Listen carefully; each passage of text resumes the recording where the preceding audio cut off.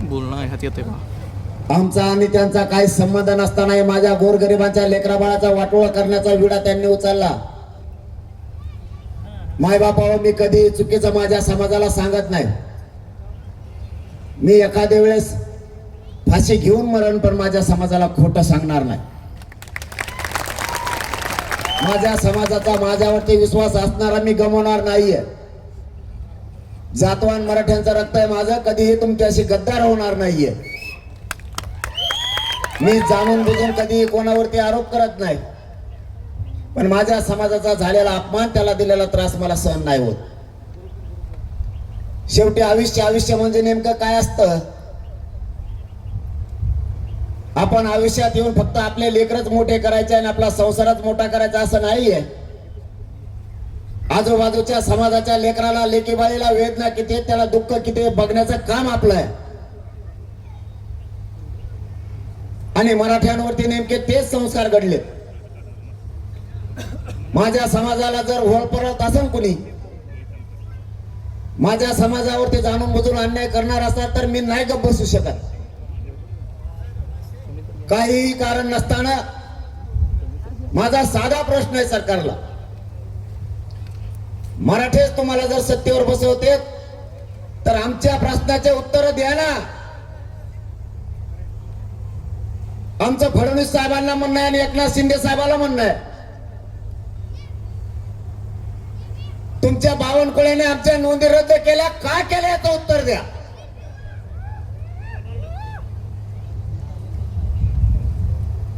एकनाथ शिंदेना शिरसाटांनी का नोंदी रद्द केल्या याचं उत्तर द्या.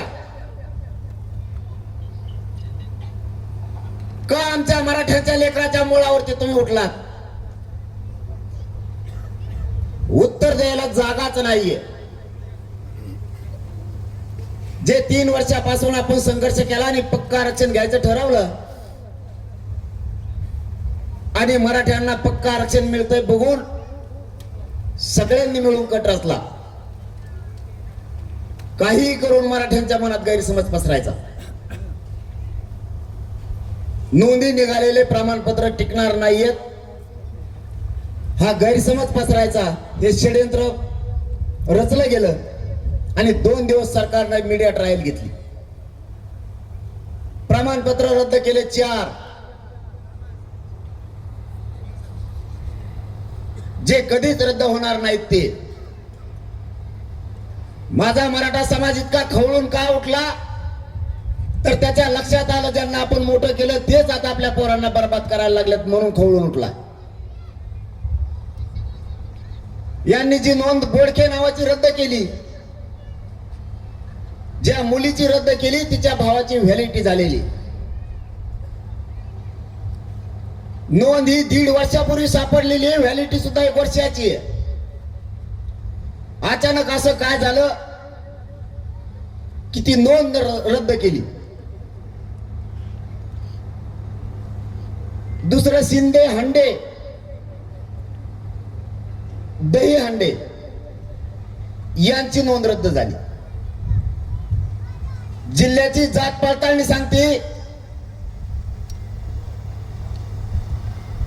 या दही हंडेला कुणबी प्रमाणपत्रावरती आम्ही निर्णय देत आहोत की यांना व्हॅलिडिटी देण्यात यावी, असा निर्णय जिल्हा जात पडताळणी अधिकाऱ्याने तिघांना दिला. सकाळी कुणबी सकाळी रद्द, एका रात्रीत.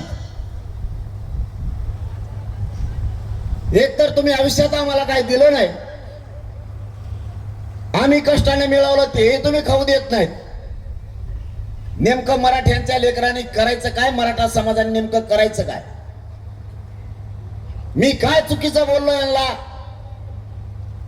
1 वर्ष झालं देवेंद्र फडणवीसांना एका शब्दाने मी दुखवलं नाही. आपण आशा ठेवली माझ्या समाजाच्या लेकराचं कल्याण होतं तर मला राजकारणाशी देणं घेणं नाहीये.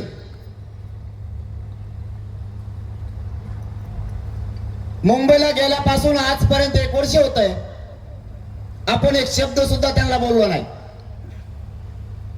पण तुमचा बावनकुळ्या जर आमचे प्रमाणपत्र रद्द करतोय तर मी मात्र तुम्हाला सोडणार नाही.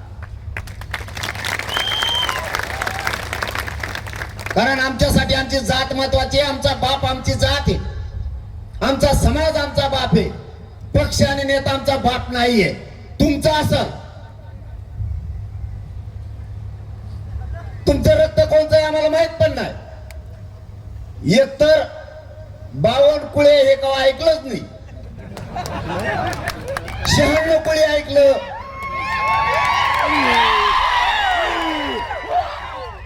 हे 52 कुळे कुंकड असते काय माहित. हे एका एकीच कोणचं कुळ निघलंय, मुळ्यात ऐकलंय बा, कोमाचं वेगळं वेगळं.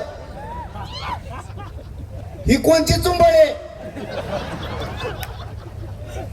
असा प्राणी चित्र दिसतो, तोंड वेगळं, मागून बघितलं तरी सपाट, पुढून बघितलं तरी सपाट. ती पूर्वी एक हडप्पा संस्कृती होती बघा, मोहनजोदडो, त्यांच्यापेक्षा बेकार. बिचारीने त्याच्या माऊलीनं आईनं लहानपणी त्याला दूध फुकून पाजेलं नाही काय माहित, तसंच पोळलं त्याला एवढं होट झाले ते.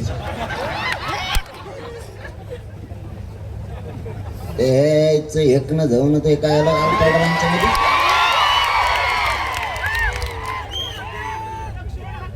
तुला सोडित नाही भाऊ मी. तू मराठ्याच्या लेकरा बाळाच्या मुंडक्यावरती पाय दिला, तुला आता सुट्टी नाही. शिल्प बघितलं का तुम्ही अजिंठा लेणीच,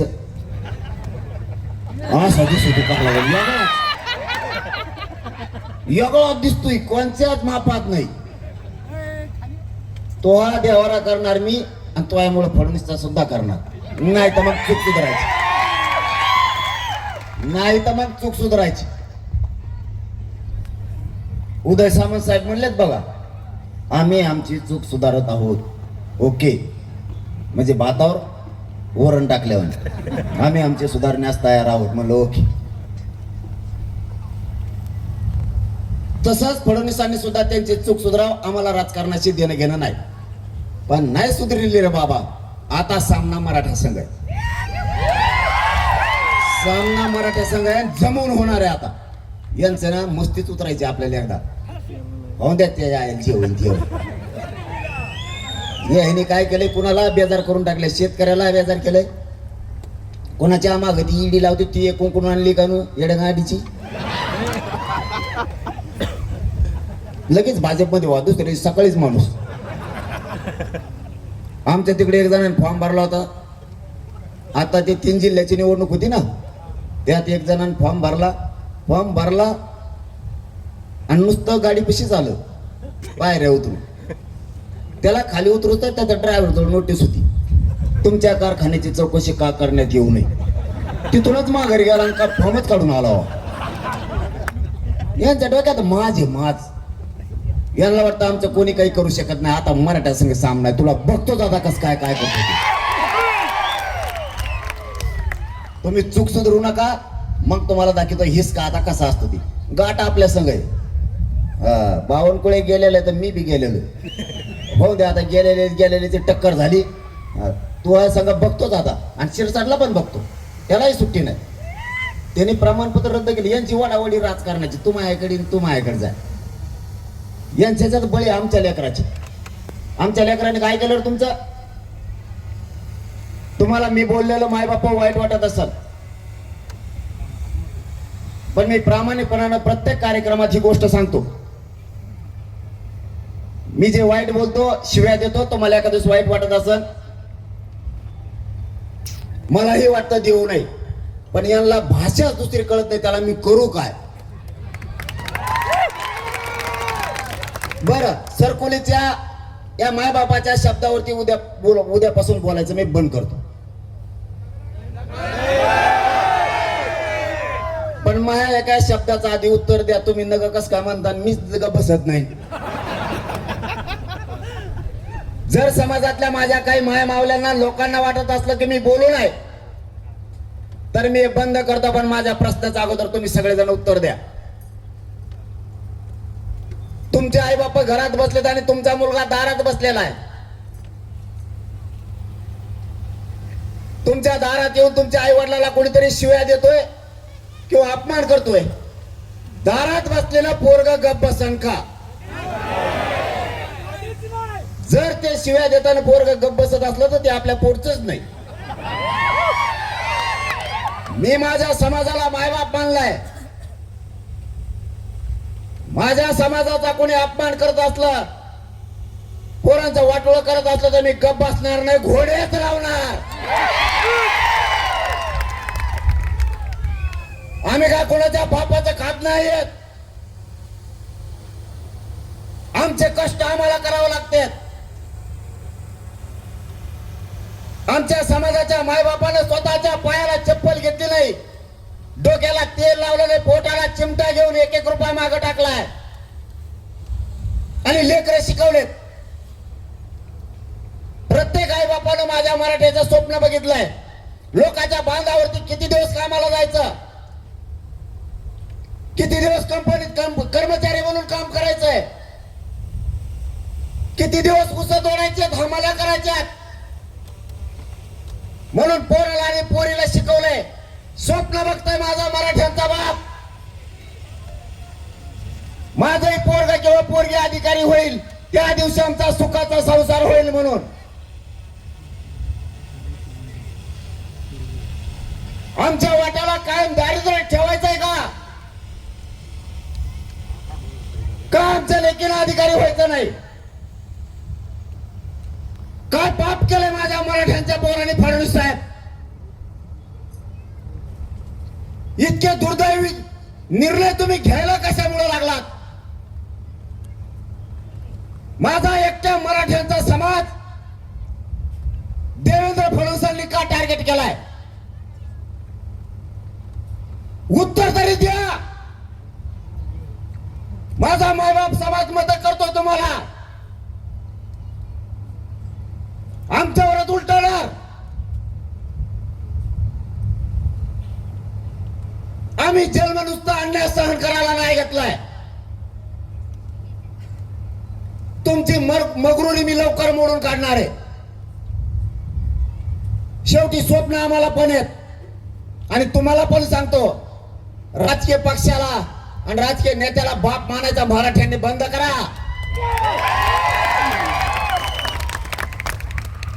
ज्या दिवशी संकट येईल ना, ज्या दिवशी तुम्ही आजारी पडताल,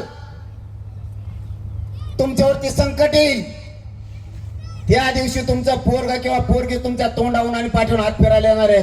राजकीय नेता विचारायला येणार नाहीये तुम्हाला. आपल्या पोटचे सोन्यासारखे लेकर, आपला पोटचा गोळा वायाला जाऊ देऊ नका. या समाजाचा सन्मान वाढवणं आपली जबाबदारी आहे. इतके पोर आणि पोरी शिकलेत, सुशिक्षित, बेकार म्हणून घरी आहेत. शिक्षण लय महाग झालंय, आता नाही शिकू शकत आपण. आरक्षणातून तुम्हाला फीस माफ होणार आहेत, तुम्हाला सुविधा मिळणार आहेत, पैसे वाचतील, अधिकारी झाले तर सुखाचा संसार होईल. आपण वेगळ्या विचारानं बाहेर पडा. आता या पश्चिम महाराष्ट्राला म्हणलं जातं काही लोकांकडून, या लोकांचा भाग सदन आहे, यांच्याकडे बागायते आहेत, हे बाहेर येत नाहीत, हे एकजूट होत नाहीत. त्यांना खूप आहे. एकदा सरकोलीत येऊन बघ बरं मराठी किती जमले. काय कोण कोणाला नाव ठेवून भरोसाच नाही. टिंगला करण्यातच अर्धा आयुष्य गेलं. भरोसाच नाही लोकांचा. पश्चिम महाराष्ट्रातला मराठा हुशार झालाय, पहिला पण हुशारच होता, हे त्यांच्या लक्षात नाहीये. कारण मराठ्यांच्या लक्षात आलंय, एखाद्या वेळेस बागायती कमी झाली किंवा शेती जर कमी झाली तर पुढच्या 50 वर्षाचा जर विचार केला, आज कोणाकडे जर 2 एकर वावर असेल तर ते 10 गुंठ्यावर येणार आहे, कोणाकडे 10 एकर असेल ते अर्ध्या एकरावरती येणार आहे. हे हाल होणार आहेत म्हणून लवकरच सावध मराठ्यांनी आत्ताच व्हायचं. तुमच्या पिकातला उत्पन्न झालेला पैसा वाचणार आहे, पगार वाढला, पोरं नोकऱ्याला लागले, तुम्हीच पैशावाले होणार आहे. म्हणून आत्तापासूनच आपल्या लेकरा बाळासाठी सगळ्या वस्तू, आपल्याला सगळ्या गोष्टी मिळवून ठेवायच्या. ही संघर्षच त्यासाठी सुरू आहे. मी माझ्या स्वार्थासाठी वैरी नाही झालो, या समाजाच्या लेकरा बाळासाठी सरकारचा वैरी झालोय. आणि माझ्यावर तो नुसते षडयंत्रच आहे. कवा उठलं की षडयंत्र. फडणवीस साहेबाचं आणि शिंदे साहेबाचं हे आता डबल शेवटचं षडयंत्र होतं. शिंदे साहेब यांच्यात कस काय मिसळली याचाच मेळ लागला नाही. त्यांचा तांगा चांगला एका बाजूने पळत होता, यांच्या तांग्यात मध्ये घातला आणि स्वतःच चाक होरगडून घेणार आहेत ते आता. कारण मराठ्याचा या गर्दीत एकदा जर ते वार काढले की वार काढलेच, पुन्हा उठाव नाही होत. ज्यांना काड्या करायची सवय ते करणारच, पण बावनकुळ्याला मानावं लागत. अहो ना यार, त्याला मानावं लागत. त्याने देवेंद्र फडणवीस पुरा अडचणीत आणला. काय ठरलं का काय त्याचं यावल्यावल्याचं त्याचं. आपण खोटे आरोप करतो का? मी म्हणलो का या आरक्षणात काडी घालायचं काम छगन भुजबळनी केलं, धन्याने केलं. आपण खोटे आरोप करतच नाही. आपल्याला खरं बोलायची सवय.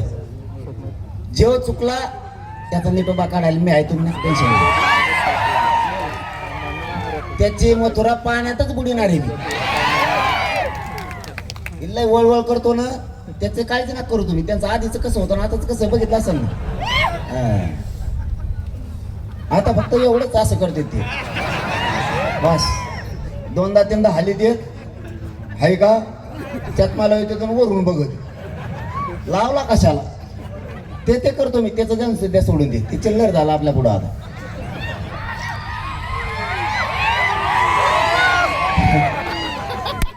मी खोटे आरोप नाही करत कधी. बावनकुळेने चूक केली बावनकुळेच म्हणणार, शिरसाटने चूक केली शिरसाटच म्हणणार, बाकीच्या बळच नावं घेणार नाही. यांना आपल्यात खोडी करायची गरज नव्हती, पण बावनकुळेने एक काम चांगलं केलंय. मराठ्यांच्या नोंदी करून मराठ्याच्या नेत्याला खुन्नस दिली. सगळ्या पक्षातले भाजप, शिवसेना, राष्ट्रवादी, काँग्रेस, बेसराम सगळ्या पक्षातल्या नेत्याला खुन्नस दिली बावनकुळ्यांनी. तुमच्या छातीवर नाचून मराठ्याच्या नेत्याच्या मी तुमच्या मराठ्यांचे प्रमाणपत्र रद्द करू शकतो, ही खुन्नस मराठ्यांच्या नेत्याला त्यांनी दिली. मराठ्याच्या नेत्याने सुद्धा मराठ्याचं रक्त असल्यासारखं अजिबात वागू नये. एखादा गारीगार ऐकणाऱ्याचं रक्त असल्यासारखं वागावं. बावनकुळ्याने दाखवून दिलं मी मराठ्यांचं वाटोळं करू शकतो, बरबादी करू शकतो, आणि करून पण दाखवलं. छाती ठोकून सांगतोय मराठ्यांच्या नेत्याला, तुमच्या डोळ्यात देखता मी मराठ्यांच्या पोरांच्या अन्नात माती काढली, विष काढलाय म्हणून. पण आमचे सगळ्या मराठ्यांचा आग्रह आहे, मराठ्याच्या एकाही नेत्यानं याच्यावर बोलू नये, मजा बघावी. अजिबात बोलू नका. जितकं मराठ्यांच्या लेकीबाळीचं लेकरा बाळाचं वाटोळ होईल ते उघड्या डोळ्याने बघा. मराठ्यांच्या तुम्ही पोटी जन्म घेतलाय, इतकं गार रक्त कसं रे तुमचं? तुमच्या डोळ्यात एक बावनकुळ्या मराठ्यांच्या लेकराचं आयुष्याचं वाटोळ करून जीवन उद्ध्वस्त केलंय. झोपताना म्हणा पाणी पिणे हा ना 2-4 बादल्या महापारडा फेसन तुम्ही हा ना डुकल्या.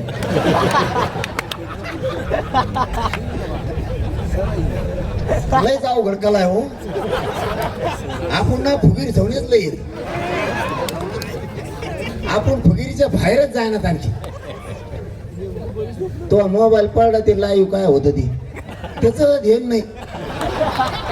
बावनकुळ्याचं इंजेक्शन, आता त्या बावनकुळ्याला जाणारच इंजेक्शन दिल्याशिवाय तो बी ठेपायला येत नाही. आपण फक्त मोठ्यापणातून बाहेर आहे.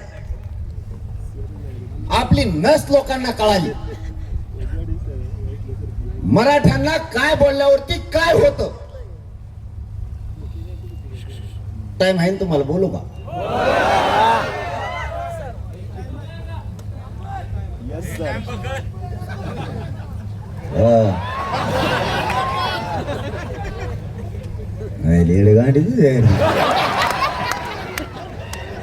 बोल मला रातभर ठेवीतच.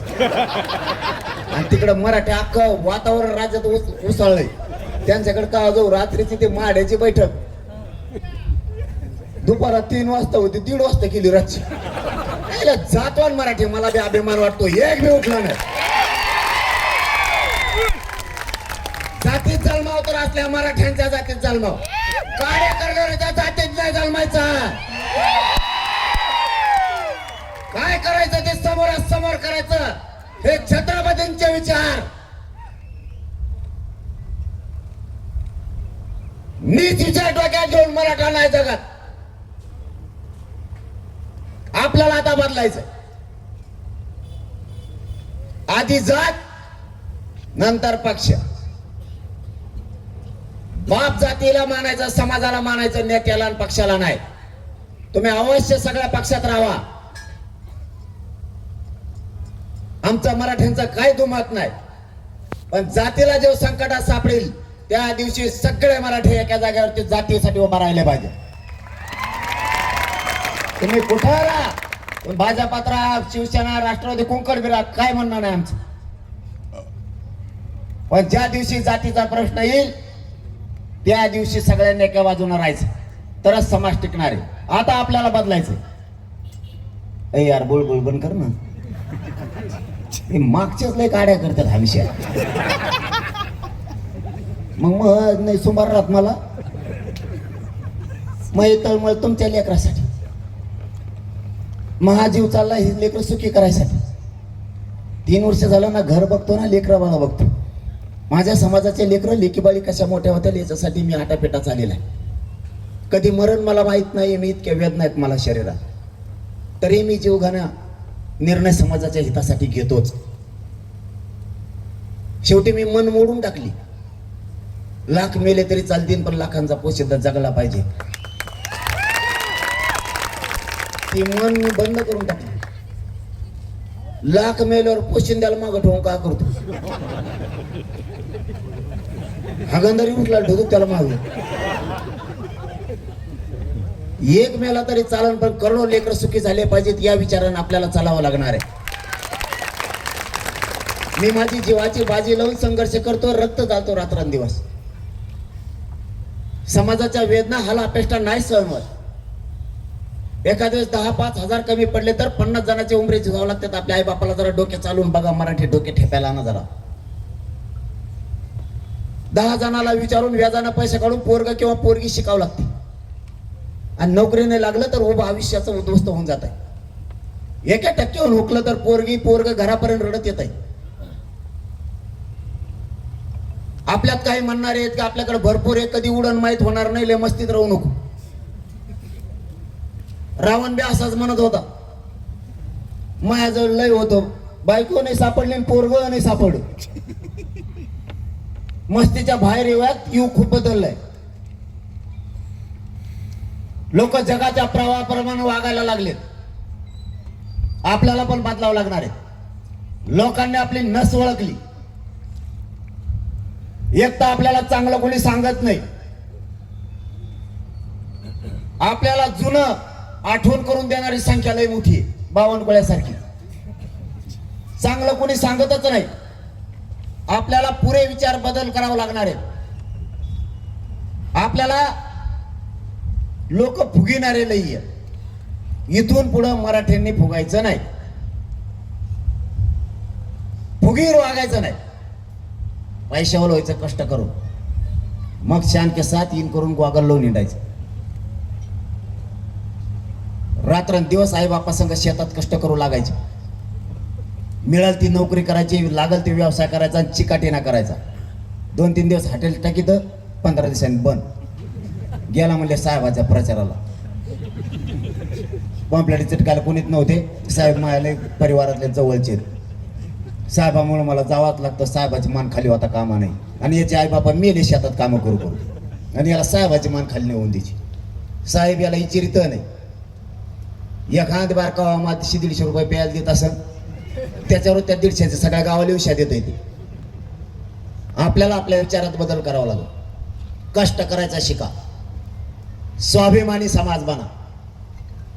आपल्याला फुगीत येत, एखादा आपल्याला पाटील म्हणलं, याने 150 कप चहा सांगितलाच, फुगीर जाऊन ये. त्याला म्हणा मुत पिला तिकडे जाऊन, चहा नाही सांगत आणि काहीच नाही सांगत. कवर वायाला घालता रे समाज. ह्या माय मावल्याच्या डोळ्यात पाणी आणायची जबाबदार तुम्ही आहेत. यांनी राब शेतात राबून तुम्हाला मोठं केलंय, पैसे कमवले. तुम्ही दारू प्यायला लागलात, लोकांच्या मागे हिंडायला लागलात, काहीच काम करणार. या माया मावल्याच्या डोळ्यात तुमच्यामुळे पाणी.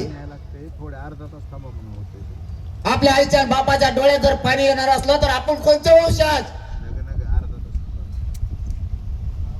आणि काम करायची, कष्ट करायची लाज काय? कुणी काही पण फुगित. इकडून तिकडून मराठा बदलायचा अंदाज दिसला, लगेच मित्र आपल्याला चिटकतो. बावनकुळ्यासारखा मराठ्याचे वाद थोडे कमी व्हायचा अंदाज दिसला की बावनकुळ्या आला. हडप्पा, मोहनजोदडो इतिहासात होता बघ एक धडा, वेगळं दिसायचा हो लोकांना. मराठ्याचं जुळायला लागलं, हळूच ध्यानात आणून देणार. तुपल्या आजाला त्या टायमाला येणे 5 मतांनी पाडिलं होतं. झालीत कुठं कुठे मराठी सुरू. हे बावनकुळ्यासारखे मित्र आहेत आपल्याला. उलचिक मराठे एकत्र यायला लागले.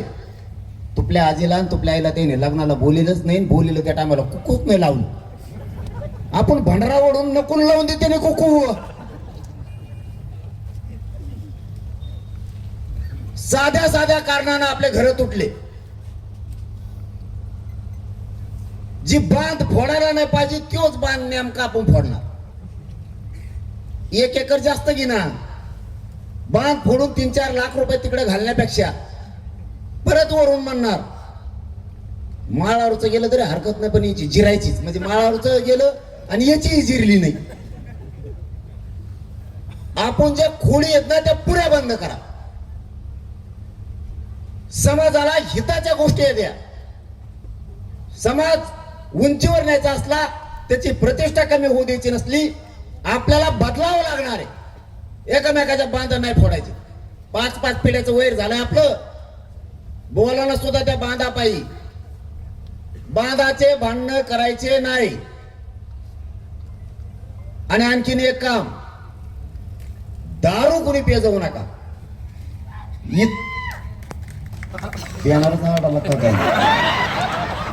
लय उंबले दांडी मला येड्यात काढी. ते गोड बोलून खाली उतरी देत, चला चला थोडत जायचं आणि मलाच होरगडीत येत. आणि बाजूला सारखा सारखा तेच म्हणतात आणि मलाच तोडीत येत. आणि बाजूला सारखा म्हणतात सरकी तू कुणाला. मला चेवरू बेजार केलं. एवढ्या जाग्यात मग ढोपर मोड होते. हा म्हणून ते कोपर हाणतोय, ते कोपर हाणतोय, काही गुडघ्याने हाणतात असे. आणि परत म्हणतात पाटाला लागून द्यायचं नाही, पाटील आपले. आणि खपा खप गुडघे हाणतोय मागून.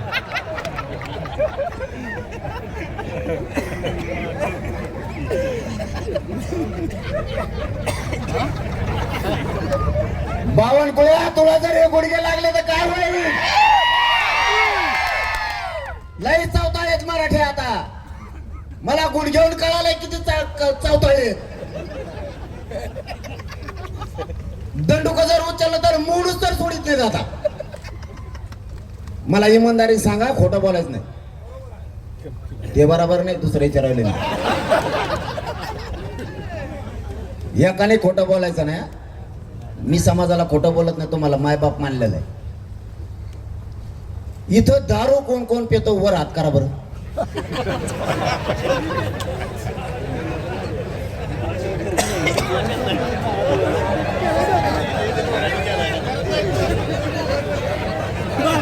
दारू कोण कोण पित वर हात करा.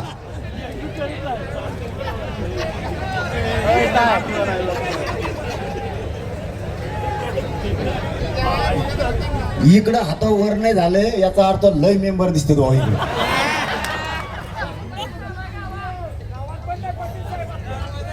आणि मग तू कुठून पिऊन आला? आता बंद करायची. हा प्यायचे नाही बाबा, आता नाही हाणायची इथून पुढं. बंद. टाकीत पाणी पुन्हा त्याच्यात. बंद आजपासून. मावशाऊ एक काम करा गाड्या तुम्ही, हे जर दारू पेले ना यांच्या भाकरीच बंद करून टाका. मी तुमचा भाऊ म्हणून तुमच्या मागे भाकरी बंद करा यांच्या सगळ्याच्या. तवाय ठेपेल इथे लाजा धरू आपण थोड्या. हे बघा सोन्यासारखे लेकरं तुमच्या घरी आहेत. ज्यावेळेस बाप घराच्या बाहेर जातो ना, लेकराला माहित नाही संध्याकाळी येताना बाप कसा येणार. पाहुणे रावळे लय नाव ठेवतात, आपल्यावर हसणारे लई आहेत. उगाच व्यसनाच्या आरी जाऊन समाज आणि तुमचं कुटुंब नका बरबाद करू. माझ्या काय बापाची पेत नाही येत तुम्ही. तुमच्याच पासून लोक तुटतेत. इज्जतीचा पंचनामा करू नका. दारू फिरू ह्या गोष्टी बंद करून टाका सगळ्या. आणि आपल्या महाराष्ट्रातल्या आरक्षणातल्या सगळ्या नोंदी आपल्याला मिळवायच्या. 58 लाख नोंदीचे प्रमाणपत्र घेतल्याशिवाय आता 29 ऑगस्टला माघार घ्यायची नाहीये. आणि त्यांच्या नेमकं ते डोक्यात आलंय की यांनी पक्का आरक्षण द्यायचं ठरवलंय. म्हणून हे मागचं 4 दिवस जे 4 नोंदी रद्द केल्या ना, त्याचं मूळ कारण ते. जर 58 लाख नोंदीचे प्रमाणपत्र मराठ्यांना दिले तर 2.5 कोटीपेक्षा जास्त मराठा समाज आरक्षणात जातो. आणि एकदा जर मराठा समाज सुधारला तर जगाच्या पाठीवर प्रगत जात म्हणून फक्त मराठ्यांची असणार आहे. यांना 58 लाख नोंदीचे प्रमाणपत्र मिळू द्यायचे नाहीत. याच्यासाठी गैरसमज मराठ्यात पसरला. पण खरंच मी पण नशिबाने, मराठा समाजही नशिबाने, नियती आपल्या मराठा समाजाच्या बाजूने होती म्हणून जमलं. यांनी 4 नोंदी रद्द करून मराठा समाजात गैरसमज पसरला की हे प्रमाणपत्र टिकणार नाहीये, त्या नोंदी टिकणार नाहीये. यांनाच माहित होतं की हेच पक्का आरक्षण आहे. 150-200 वर्षापूर्वीच्या नोंदी त्या रद्द नाही करू शकत. कारण स्वातंत्र्यपूर्व काळात जे कोणाची जात जनगणना नोंदली होती त्यावेळेस हेतू नव्हता. या हेतूमुळं ही जात लावत आहोत असा स्वातंत्र्यपूर्व काळात हेतू नव्हता. जी रियालिटी होती, जी सत्यता होती ती मांडली गेली होती. आता हेतू आहे. त्यावेळेस कुणबी नोंद केली गेली. पुढे जाऊन आरक्षण मिळणार आहे कोणालाही माहित नव्हतं. ज्या ज्या जातीची जात लिहिली त्यांनाही त्या काळात माहित नव्हतं की पुढे गेल्याच्या नंतर आरक्षण मिळणार आहे. सारा वसुली करण्याच्या कारणानं ज्या त्या वेळेस शेती कसणाराकडं त्या कुणबी लिहिलं जायचं, म्हणजे सारा वसूल करायला त्यांना सोपं जायचं. म्हणून यांच्या डोक्यात आलं 58 लाख नोंदी म्हणजे मराठ्यांचं पक्क आरक्षण. आणि मी मात्र ते पक्क देण्यासाठी लढतोय. मग यांच्या चलबेचल सुरू झाली. शेवटचा डाव का टाकायचा तर मराठ्यात गैरसमज पसरायचा. कारण लाखो पोरांनी पोरीने ऍडमिशन कुणबीतून घेतलंय. त्यांच्यात गैरसमज झाला पाहिजे की जरा आता ऍडमिशन गेलं, नोकरी गेली, आता करायचं काय. पुरा समाज टेन्शन मध्ये आणायचं ठरवलं होतं. परंतु नियती मराठ्यांच्या बाजूने होतोय. मला कळालं बावनकुळेंनी पत्र काढलंय नोंदी रद्द करा म्हणून. मंत्री संविधानाच्या पदावर बसल्याचं असल्याच्या नंतर कायद्याच्या चौकटीत मंत्र्यांनी काम करायचं असतं. कशाच्या बद्दलची इन्व्हेस्टमेंट आपण करून देतो याच्याकडे बारकाईने लक्ष ठेवावं लागतं. आपण कायद्याच्या चौकटीत बसलोत, आपण कायद्याच्या पदावर बसलोत म्हणून कसलाही निर्णय घ्यायचा नसतो. मूर्खातला मूर्ख मंत्री सुद्धा मराठ्यांचे प्रमाणपत्र रद्द करा म्हणून लिहून देऊ शकत नाही, पत्र नाही काढू शकत. एवढी तरी आम्हाला मराठ्याला बावनकुळे अक्कल आहे. मला कळालं याने पत्र दिलंय, म्हणलं पत्र इकडे घे. आता अधिकाऱ्याची गोची अशी झाली, पत्र द्यावा तर सरकार आहे पलीकडून, नाही द्यावा तर ह्यो विचित्र प्राणी आहे, ह्यो काय बोलल भरोसा नाही. कारण मी जातीसाठी कोणत्याही टोकाला जाऊ शकतो, मायबापा जातीच्या लेकरा बाळासाठी कोणत्याही टोकाला जाऊ शकतो. पत्र दे म्हणलं, बाकीचं शहाणपणा करू नको. त्या उपजिल्हाधिकाऱ्याने बेन देऊन टाकलं. त्याला वाटलं आता जे होईल ते होईल, ते कोण बावनकुळ्या धवशी तू, इकडून मी ये. हे मराठ्याचे पोटे जर पिसाळे कुडर याटायला बसलेत, गल्लीत कुत्रं नसतं का एखाद बार पळायला लागतं, मागून पोरं गोटे घेऊन पळत येत, आपोआप हागत होते. तसं त्याला आलं टेन्शन, आता काय होईल माहित नाही. पत्र मायबापा हातात लागलं, त्याच्यावरती त्यांनी स्पष्ट लिहिलंय, या ज्या कुणबी नोंदी आहेत ना, या 5 दिवसाच्या आत अवैध करण्यात याव्यात. का रे बाबा, माझ्या लेकराचं वाटोळं करायला निघाला तू? काय केलं माझ्या गरीबाच्या लेकरांना? सोन्यासारखे लेकर आमचे, हत्येच्या काळजाच्या पोरं तुम्ही का रे खचवायला लागला? तुम्हाला कुणी अधिकार दिला आम्हाला बर्बाद करायचा? इतका जातीवादी बावनकुळ्या असं कधी वाटलं पण नव्हतं. ते पत्र मी माझ्या समाजासमोर ठेवलं. दुसरी गोष्ट हाती लागली, सरकारी दप्तरात घेतलेली निर्णयाची प्रत जात पडताळणी ऑफिस मधून मिळाली. संभाजीनगरचे, छत्रपती संभाजीनगरचे जे कुणबी प्रमाणपत्र रद्द केले, त्याच्या अगोदर निर्णय झालेला आहे या कुणबी प्रमाणपत्राची व्हॅलिडिटी देण्यात यावी म्हणून. म्हणलं पत्र दाखव. झाली गुची पुन्हा. तेही पत्र मी माझ्या मराठा समाजाला दिलंय की व्हॅलिड प्रमाणपत्र कुणबीचं देण्यात यावं म्हणून. आणि मग मात्र मराठीचे तळपायाच्या आगमस्तकाला गेले. आणि इतका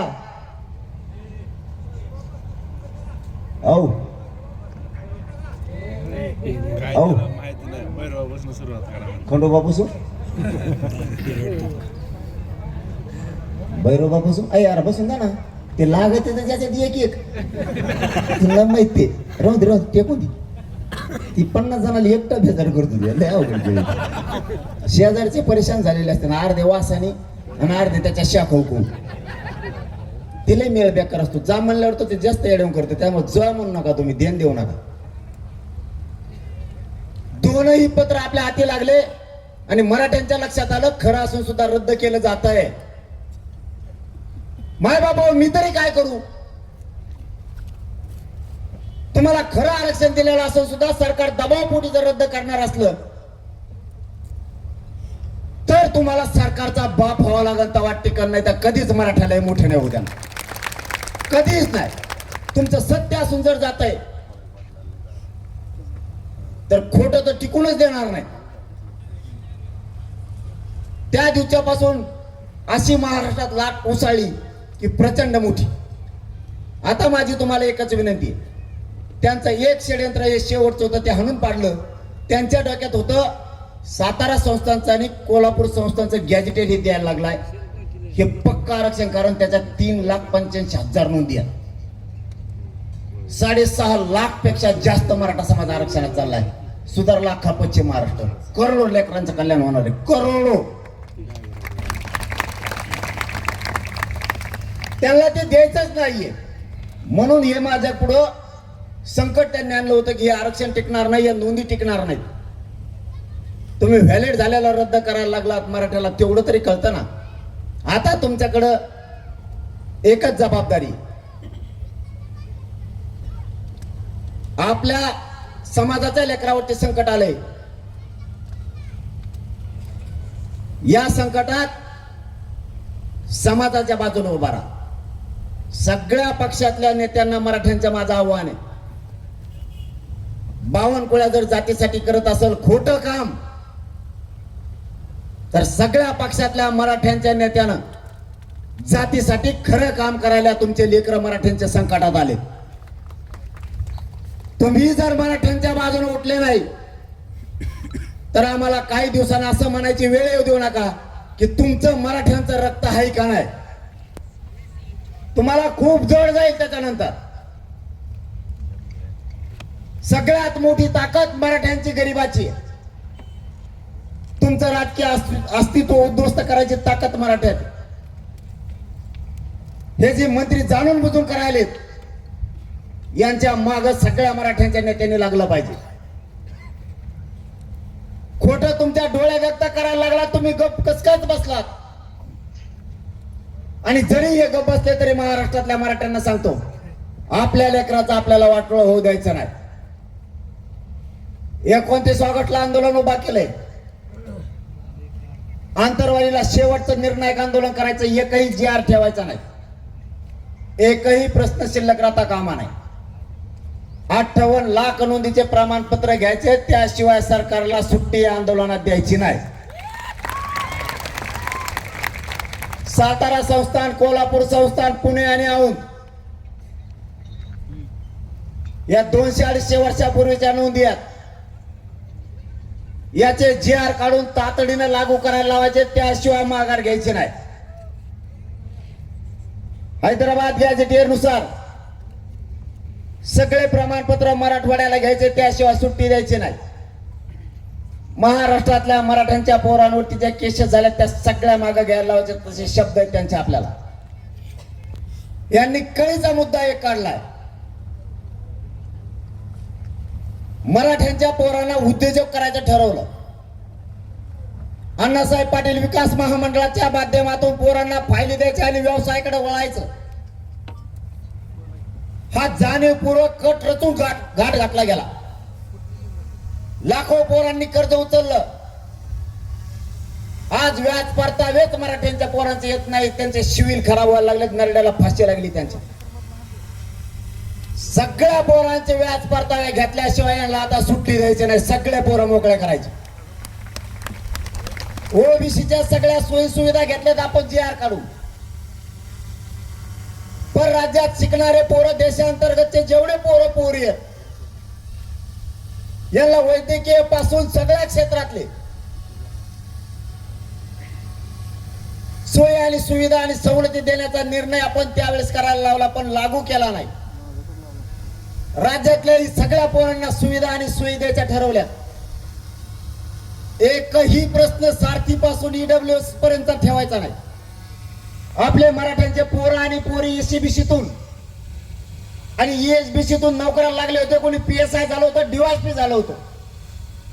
काहींच्या उपजिल्हाधिकारी म्हणून निवड झाल्या होत्या. या कुठल्याही लेकराला आपल्या घेतलं नाही. आपले अधिकारी झाले असते लेकर. ईडब्ल्यूएस मधून त्या सगळ्या पोरांना बाहेर काढलं यांनी. आपल्याला समाजाच्या बाजूला लढायची सवय लावा लागणार आहे.